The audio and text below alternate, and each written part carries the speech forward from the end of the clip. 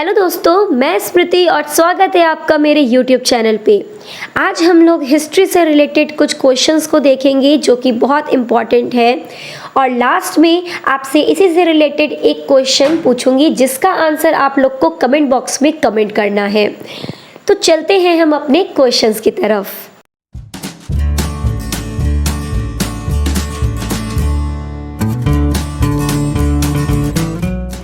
महर्षि गौतम का संबंध किस भारतीय दर्शन से है?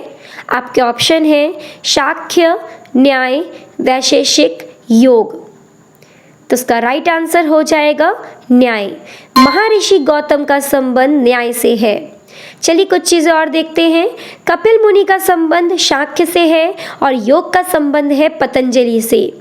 महर्षि गौतम न्याय दर्शन से संबंधित है। उन्होंने न्याय सूत्र की रचना की जिसे हिंदू दर्शन के न्याय दर्शन का मूलभूत पाठ माना जाता है। सिंधु घाटी सभ्यता की विशेषता क्या थी? आपके ऑप्शन है जाति आधारित समाज, व्यवस्थित शहरी जीवन, देहाती खेती या प्रकृति की शक्तियों की पूजा। तो इसका राइट आंसर हो जाएगा व्यवस्थित शहरी जीवन।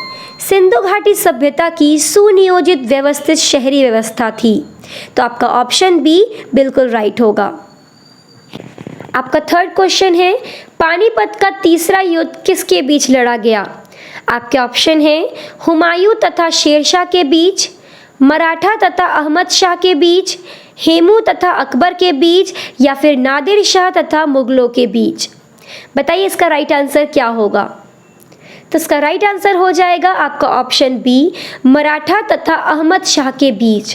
पानीपत का तीसरा युद्ध 1761 में मराठा साम्राज्य और अहमद शाह अब्दाली के बीच लड़ा गया। यह युद्ध 18वीं सदी का सबसे बड़ा युद्ध माना गया है। इस युद्ध में अहमद शाह अब्दाली की जीत हुई थी। आपका फोर्थ क्वेश्चन है सैंधव सभ्यता का एक स्थल लोथल किस राज्य में स्थित है? आपके ऑप्शन है पंजाब, राजस्थान, असम, गुजरात। तो इसका राइट आंसर हो जाएगा गुजरात। लोथल गुजरात के अहमदाबाद जिले में स्थित है। 1954 में लोथल की खोज SR राव ने की और ये भोगवा नदी के तट पर स्थित है। आपका फिफ्थ क्वेश्चन है भारत में 5वीं शताब्दी के प्राचीन विश्वविद्यालय की स्थापना कहाँ की गई थी? आपके ऑप्शन है वाराणसी में, नालंदा में, गया में, तक्षशिला में। तो इसका राइट आंसर हो जाएगा नालंदा में।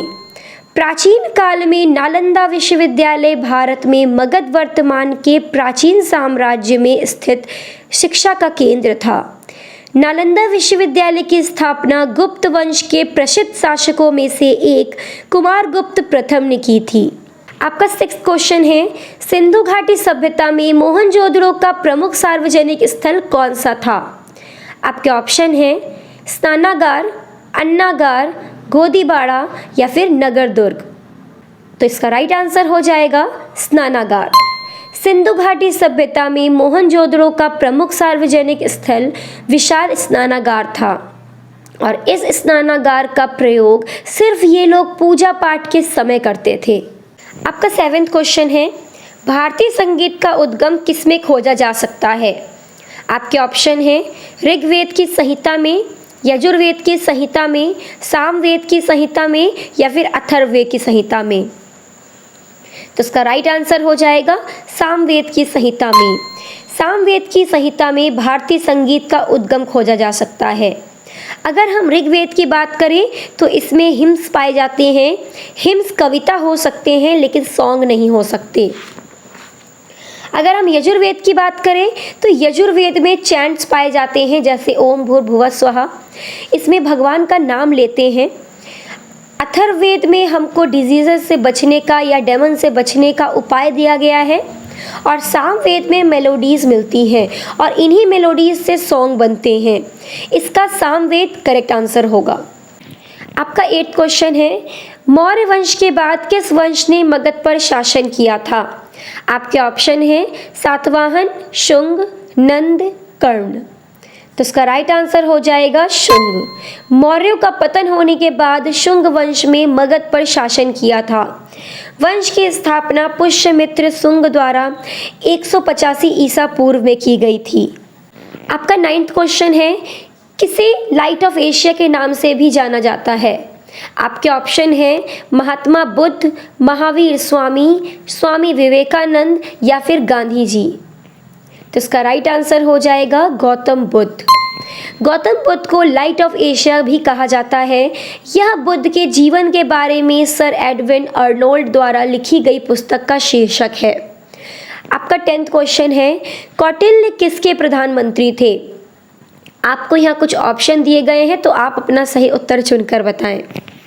तो इसका सही उत्तर हो जाएगा चंद्रगुप्त मौर्य के। कौटिल्य, जिन्हें चाणक्य और विष्णुगुप्त भी कहा जाता है, मौर्य साम्राज्य के स्थापक थे। कौटिल्य, जिन्हें चाणक्य और विष्णुगुप्त के नाम से भी जाना जाता है, मौर्य साम्राज्य के संस्थापक चंद्रगुप्त मौर्य के प्रधानमंत्री थे। चाणक्य ने ही अर्थशास्त्र की रचना की है। इन्हीं के साथ चंद्रगुप्त मौर्य ने मौर्य साम्राज्य की स्थापना की थी, धनानंद को हराकर। अब एक प्रश्न आपके लिए, इसका आंसर आप कमेंट बॉक्स में कमेंट करें। हड़प्पा सभ्यता का युग कैसा था? आपके ऑप्शन हैं लौह युग, कांस्य युग, नवपाषाण युग या फिर पुरापाषाण युग। आप इसका आंसर कमेंट बॉक्स में कमेंट करें। आई होप आपको ये वीडियो अच्छी लगी हो। ऐसे ही नॉलेजेबल क्वेश्चंस के लिए आप मेरे वीडियो को लाइक करें, सब्सक्राइब करें एंड शेयर करें।